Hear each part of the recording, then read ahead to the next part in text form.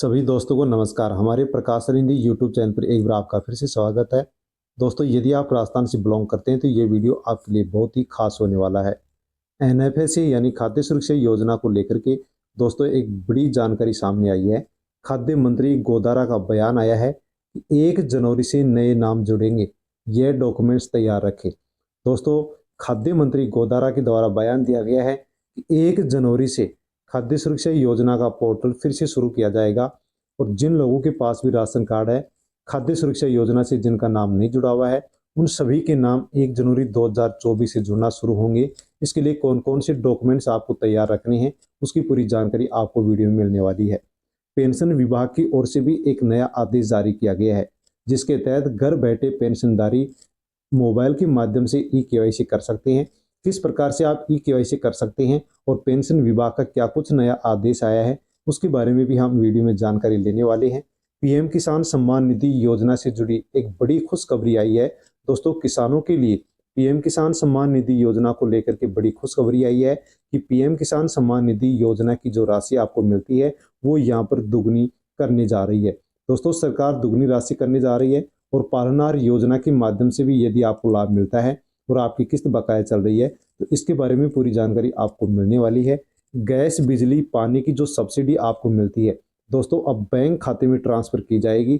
इसके लिए सरकार की ओर से बड़ी जानकारी दे दी गई है। किस प्रकार से सब्सिडी बैंक में आएगी उसकी पूरी जानकारी आप अवश्य ले लीजिए। और दोस्तों, यदि आप ई वाहन खरीदते हैं तो उसके लिए छोटे वाहनों पर 50,000 रुपये तक अनुदान दिया जा रहा है। और इसी के साथ दोस्तों, आरोग्य जो योजना है उसमें भी 37 जांच फ्री होना शुरू हो चुकी है। इसके शिविर आयोजन किया जा रहा है और सरकार की ओर से, विभाग की ओर से यहाँ पर कार्ड बना करके दिया जा रहा है। दोस्तों, आप आरोग्य योजना में कैसे जुड़ सकते हैं और यदि परिवार का कोई भी सदस्य बीमार होता है तो उसकी हम किस प्रकार से फ्री जांच करवा सकते हैं ताकि हमारे ऊपर किसी भी प्रकार से कोई भी आर्थिक भार नहीं आए। तो दोस्तों, बिना किसी देरी के इन सभी योजनाओं के बारे में हम जानकारी लेते हैं।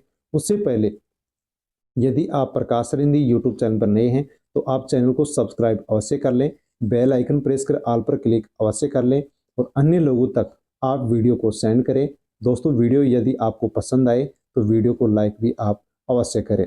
दोस्तों, सबसे पहले हम राशन कार्ड वालों के लिए जो अपडेट आई है उसके बारे में जानकारी लेते हैं।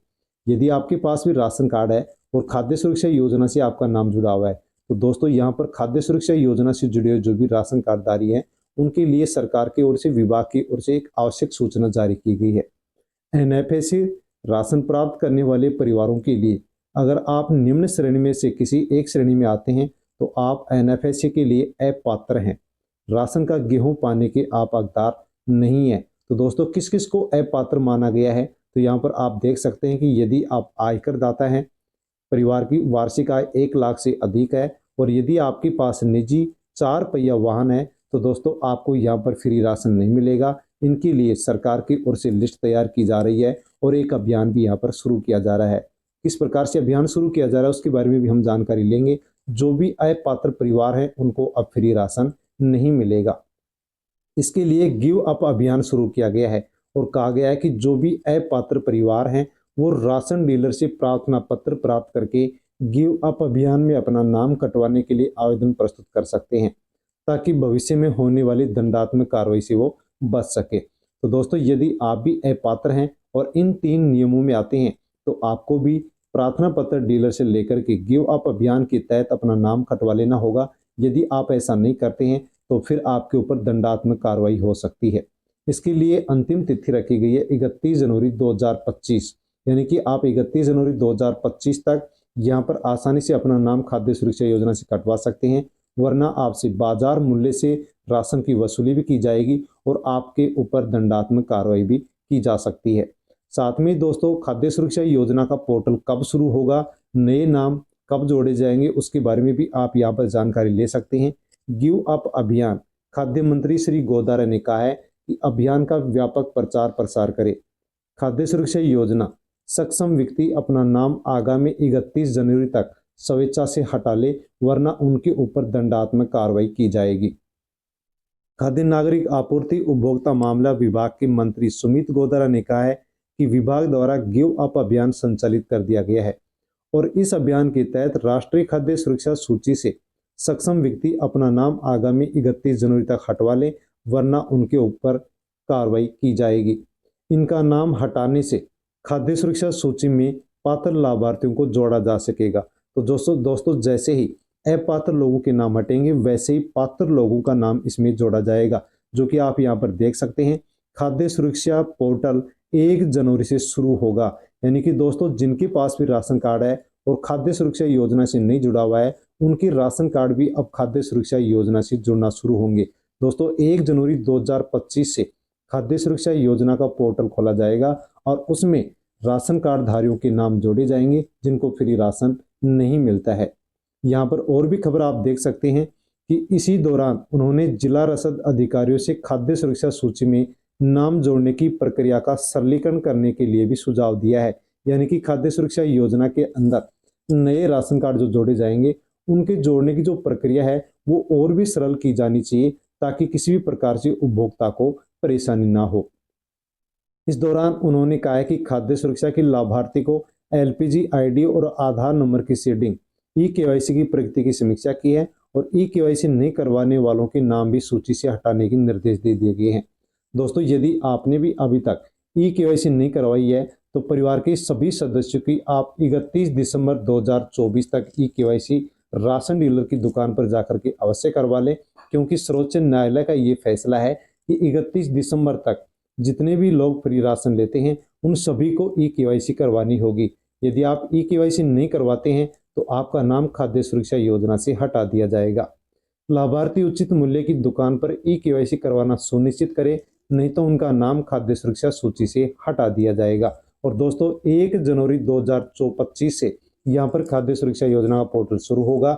जैसे ही खाद्य सुरक्षा योजना का पोर्टल 1 जनवरी से शुरू होगा, वैसे ही आपको वीडियो के माध्यम से जानकारी दे दी जाएगी, ताकि आप आसानी से अपने राशन कार्ड का नाम खाद्य सुरक्षा योजना से जुड़वा सके और आपको भी फ्री राशन मिल सके। दोस्तों राजस्थान में पालनहार योजना जो बच्चों के लिए चलाई जा रही है, उसको लेकर के भी बड़ी अपडेट आ चुके हैं। यदि आपकी बकाया किस्त चल रही है तो इस न्यूज को आप अवश्य देखें। पालनहार योजना लाभार्थियों का होगा भौतिक सत्यापन।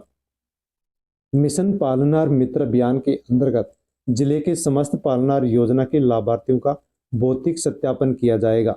सहायक निदेशक रमेश दहमीवाल के द्वारा बताया गया कि पालनहार योजना के अंतर्गत शैक्षणिक सत्र 2024-25 के लिए जिले के यानी कि राजस्थान के सभी बच्चों के वार्षिक भौतिक सत्यापन जो शेष रह रहा है उनको 100% करने के आदेश दे दिए गए हैं। यदि भी आपका भी वार्षिक सत्यापन नहीं हुआ है तो आप अवश्य करवा लें, क्योंकि जो बकाया किस्त है वो भी सभी की यहाँ पर सरकार के द्वारा जो पहली वर्षगांठ मनाने जा रही है, उस वर्षगांठ के ऊपर सभी की बकाया किस्त यहाँ पर आने वाली है। 70+ आयु वालों को मिलेगा पीएम 70+ वालों को मिलेगा सीएम आयुष्मान आरोग्य योजना का फायदा। तो दोस्तों जिनके भी जो भी बुजुर्ग जिनकी उम्र 70 साल से अधिक हो चुकी है, उनको सीएम आयुष्मान आरोग्य योजना का लाभ मिलेगा। इसके लिए सरकार की ओर से अब दोस्तों यहाँ पर शिविर का भी आयोजन शुरू किया जाने वाला है। राज्य सरकार की ओर से 70 वर्ष या से अधिक आयु की जो वरिष्ठ जन है, उनके लिए सरकार की ओर से मुख्यमंत्री आयुष्मान आरोग्य योजना शुरू कर दी गई है, जिसका लाभ वरिष्ठ जनों को मिलेगा। Rajasthan state health insurance agency की ओर से 70 वर्ष से अधिक आयु के समस्त वरिष्ठ नागरिकों को इस योजना के अंतर्गत निःशुल्क श्रेणी के लिए पात्र माना गया है। आयु की गणना आधार कार्ड पर जो जन्म तिथि अंकित है उसको आधार मान करके और यहाँ पर बुजुर्ग लोगों को इस मुख्यमंत्री आयुष्मान आरोग्य योजना का लाभ दिया जाएगा। यदि आपके भी परिवार में 70 साल या इससे अधिक उम्र के वरिष्ठ जन हैं तो मुख्यमंत्री आयुष्मान आरोग्य योजना के तहत जो कार्ड बना करके दिया जा रहा है वो कार्ड अवश्य बनवा लें, ताकि आपको भी इस योजना का लाभ मिल सके। दोस्तों इलेक्ट्रिक जो व्हीकल होते हैं उनके लिए भी सरकार की ओर से सब्सिडी दी जा रही है। किस प्रकार से दी जा रही है जो आप जान सकते हैं। ई वाहनों पर परिवहन विभाग अनुदान देगा। परिवहन विभाग की ओर से सितंबर 2022 में 22 से अब तक खरीदे गए इलेक्ट्रिक जो व्हीकल हैं उनके ऊपर अनुदान दिया जाएगा। इसके लिए राज्य सरकार ने 200 करोड़ रुपए का बजट जारी कर दिया है। दोस्तों यदि आपने भी ई वाहन सितंबर 2022 के बाद में खरीदा है या अब खरीदना चाहते हैं तो उसके लिए सरकार 200 करोड़ रुपए का अनुदान 200 करोड़ रुपए का जो बजट है वो जारी कर दिया गया है और सभी को यहाँ पर अब अनुदान यानी कि सब्सिडी मिलने वाली है। वर्ष 2024-25 में कि बजट में ई व्हीकल प्रमोशन फंड की घोषणा की गई थी। 1 सितंबर 2022 से अब तक पंजीकृत ई वाहनों पर लगे स्टेट जीएसटी का 100% पुनर्भरण और प्रोत्साहन किया जाएगा और इसमें पहले आओ और पहले पाओ के आधार के ऊपर ये रिफंड किया जाएगा। इसमें जो 2 पहिया वाहन है उनके लिए 4,000 से 10,000 रुपये तक अनुदान मिलेगा। ई रिक्शा और ई कार्ड पर 4,000 से 20,000 तक, 4 पहिया वाहन के लिए 3,000 से 50,000 रुपये तक अनुदान मिलेगा और ई बस हैं उनके लिए 1 लाख से 5 लाख रुपए तक का अनुदान देने की यहाँ पर सरकार के द्वारा घोषणा कर दी गई है। यदि आपने भी अभी तक ई वाहन खरीदा है तो आप भी इस योजना के माध्यम से आसानी से अनुदान यानी कि सब्सिडी ले सकते हैं। सामाजिक सुरक्षा पेंशन योजना को लेकर के भी दोस्तों बड़ी खबर यहाँ पर आई है जो आप जान सकते हैं। अब तक केवल 14,000 बुजुर्गों का ही सत्यापन हो पाया है। 31 दिसंबर तक यदि सत्यापन नहीं करवाते हैं तो उनकी पेंशन अटक सकती है और उससे पहले ही पेंशन राजस्थान के अंदर अनेक पेंशनर की अटकी हुई है। तो दोस्तों यदि आपको भी सामाजिक सुरक्षा पेंशन योजना के माध्यम से वृद्धावस्था पेंशन, विधवा पेंशन या फिर आपको विकलांग पेंशन, वृद्धजन किसान पेंशन मिलती है तो 31 दिसंबर से पहले पहले आप सत्यापन अवश्य करवा लें ताकि आपकी बकाया पेंशन भी आपके पास आ सके और आगे भी आपकी पेंशन आपके अकाउंट में आ सके। लेकिन दोस्तों यहाँ पर बड़ी खबर ये आई है कि हाथों की रेखाएं घिस चुकी हैं, पुतलियां धुंधली हो गई हैं। इस कारण से जो बुजुर्ग लोग हैं उनका वेरिफिकेशन नहीं हो पा रहा है। इस कारण से यहाँ पर सबसे बड़ी समस्या बुजुर्गों के सामने आ चुकी है और यदि यहाँ पर सरकार के द्वारा किसी प्रकार का कोई भी हल नहीं निकाला जाता है तो जो राजस्थान के बुजुर्ग हैं उनकी पेंशन यहाँ पर पेंशन विभाग की ओर से बंद कर दी जाएगी। राज्य सरकार ने पेंशन लेने वालों के लिए 31 दिसंबर तक पेंशन सत्यापन करवाना आवश्यक कर दिया है। नहीं करवाने पर पेंशन अटक सकती है, जबकि पूर्व में बायोमेट्रिक सत्यापन नहीं होने से ब्लॉक के करीब 1,000 से ज़्यादा लोगों की पेंशन जनवरी से पहले ही बंद पड़ी हुई है। यानी कि दोस्तों जो बुजुर्ग हैं उनकी आंखों से यहाँ पर किसी भी प्रकार से उनकी पुतलियां सही नहीं होने के कारण या आंख का ऑपरेशन करवाने के कारण उसका वेरिफिकेशन नहीं हो पा रहा है। हाथों की जो रेखाएं हैं वो घिस चुकी हैं, इस कारण से भी उनका सत्यापन नहीं हो पा रहा है। लेकिन पेंशन विभाग के द्वारा अब यहाँ पर भौतिक सत्यापन के लिए एक नया रूल निकाल दिया गया है जो बताया गया है कि पेंशनर घर बैठे कर सकेंगे वार्षिक भौतिक सत्यापन। सामाजिक सुरक्षा पेंशन योजना मोबाइल ऐप के माध्यम से भी वार्षिक भौतिक सत्यापन करना अब सरल हो गया है। तो दोस्तों आप भी घर बैठे अपने मोबाइल से पेंशनर की भौतिक सत्यापन कर सकते हैं ताकि किसी भी प्रकार से आपको किसी भी कार्यालय में नहीं जाना पड़े। अब किसी भी पेंशनर को वार्षिक सत्यापन के लिए कार्यालय नहीं जाना होगा। किस प्रकार से आप घर बैठे भौतिक सत्यापन कर सकते हैं उसके बारे में भी जानकारी आप ले सकते हैं कि पेंशनर घर बैठे मोबाइल ऐप के माध्यम से वार्षिक सत्यापन कर सकता है। सामाजिक न्याय एवं अधिकारिता विभाग के अधिकारियों के मुताबिक ये कार्य किसी भी एंड्रॉयड फोन के माध्यम से किया जा सकता है। इसके लिए फोन धारक का पेंशनर होना जरूरी नहीं है। एंड्रॉयड मोबाइल फोन पर प्ले स्टोर पर आप जाकर के आसानी से राज एसएसपी मोबाइल ऐप को आप इंस्टॉल कर सकते हैं और इसके माध्यम से आप घर बैठे पेंशनर का भौतिक सत्यापन कर सकते हैं। दोस्तों यहाँ पर बताया गया है कि RJSSP के साथ साथ उस एंड्रॉयड मोबाइल के प्ले स्टोर में जाकर के ऐप ACE-RD ऐप को इंस्टॉल करना होगा। इंस्टॉल होने के बाद इस ऐप राज SSP ऐप को ओपन करना होगा और वार्षिक सत्यापन के आइकन पर क्लिक करना होगा। वार्षिक सत्यापन ऑप्शन पर क्लिक करने के उपरांत आपको PPO नंबर दर्ज करना होगा। उसके बाद में फेस कैप्चर पर क्लिक करना होगा। फेस कैप्चर पर क्लिक करने पर मोबाइल का फ्रंट जो कैमरा है वो ऑन हो जाएगा और इस प्रक्रिया के दौरान मोबाइल को आपको इस तरह रखना है। पेंशनर जिसका सत्यापन किया जाना है, जैसे ही पेंशन का फेस आधार पोर्टल से सत्यापित हो जाएगा, कैमरा स्वतः ही बंद हो जाएगा और अंत में आपको वेरिफिकेशन के ऑप्शन पर क्लिक करना होगा। जैसे आप वेरिफिकेशन के ऑप्शन पर क्लिक करेंगे वैसे ही यहाँ पर घर बैठे आप अपने मोबाइल से भौतिक सत्यापन कर पाएंगे। तो दोस्तों इस प्रकार से आप घर बैठे पेंशनर का भौतिक सत्यापन कर सकते हैं। राजस्थान में 37 फ्री जांचों के साथ आयुष्मान आरोग्य चिकित्सा शिविर 15 दिसंबर से शुरू होने जा रहे हैं। दोस्तों आप किस प्रकार से 37 फ्री जांच करवा सकते हैं उसके लिए ये अभियान शुरू किया जा रहा है। इसके माध्यम से कार्ड बना करके दिया जा रहा है। तो यदि आप आयुष्मान आरोग्य चिकित्सा शिविर का लाभ लेना चाहते हैं, 37 जांच आप भी यदि फ्री लेना चाहते हैं तो इस शिविर का हिस्सा आप बन सकते हैं। राज्य सरकार के कार्यकाल का 1 वर्ष पूर्ण होने के अवसर पर चिकित्सा एवं स्वास्थ्य मंत्री गजेंद्र सिंह खींवसर की पहल पर प्रदेश भर में मुख्यमंत्री आयुष्मान आरोग्य शिविरों का आयोजन किया जा रहा है। शिविरों का आयोजन 15 दिसंबर से 31 जनवरी 2025 तक सभी प्राथमिक स्वास्थ्य केंद्रों पर एवं सामुदायिक स्वास्थ्य केंद्रों पर किया जाएगा। मुख्य सचिव सुदास पंत ने इस संबंध में सभी जिला कलेक्टरों को पत्र लिखकर के आवश्यक दिशा निर्देश भी प्रदान कर दिए हैं और कहा गया है कि जो भी प्रदेशवासी हैं वो इन शिविरों में भाग लेकर के आसानी से कार्ड बनवा सकता है और परिवार में यदि कोई भी सदस्य बीमार होता है तो वो 37 जांच फ्री इस कार्ड के माध्यम से करवा सकता है। दोस्तों, आप नज़दीकी जो भी अभियान आपके पास चलाया जाए उसमें जाकर के आप इसके लिए कार्ड बनवा सकते हैं। साथ में दोस्तों, किसानों को पीएम किसान सम्मान निधि योजना का लाभ मिलता है। इस योजना को लेकर के भी एक बड़ी खबर यहाँ पर आ चुकी है कि पीएम किसान सम्मान निधि योजना से किसानों को प्रत्येक किस्त में 2,000 रुपये मिलते हैं। तो यहाँ पर जो ये राशि है ये बढ़ा करके 4,000 रुपये की जा सकती है, जिसके निर्देश यहाँ पर सरकार दे चुकी है। पीएम किसान योजना 9.58 करोड़ किसानों के खाते में भेजे हैं 20,657 करोड़ रुपए। ये राठौड़ का बयान है। भाजपा प्रदेश अध्यक्ष मदन राठौड़ के राज्यसभा में सवाल पर कृषि मंत्रालय ने किसान की आय दोगुनी करने के संबंध में जवाब भेजा है। तो दोस्तों, यहाँ पर किसानों की जो आय है वो दोगुनी करने के लिए सरकार अब पीएम किसान सम्मान निधि योजना की जो किस्त 2,000 की मिलती है वो किसानों को अब 4,000 की मिल सकती है, जिसके बारे में यहाँ पर सरकार को जवाब देने के लिए भेज दिया गया है। दोस्तों, फरवरी 2019 में प्रधानमंत्री किसान सम्मान निधि योजना शुरू की गई है, जिसकी 18वीं किस्त किसानों के अकाउंट में आ चुकी है और जो 19वीं किस्त है वो जल्दी किसानों के अकाउंट में फरवरी महीने में आएगी। जो दोस्तों यहाँ पर 2,000 से बढ़कर के 4,000 रुपये आ सकती है, क्योंकि यहाँ पर सरकार की ओर से दिशा निर्देश दे दिए गए हैं।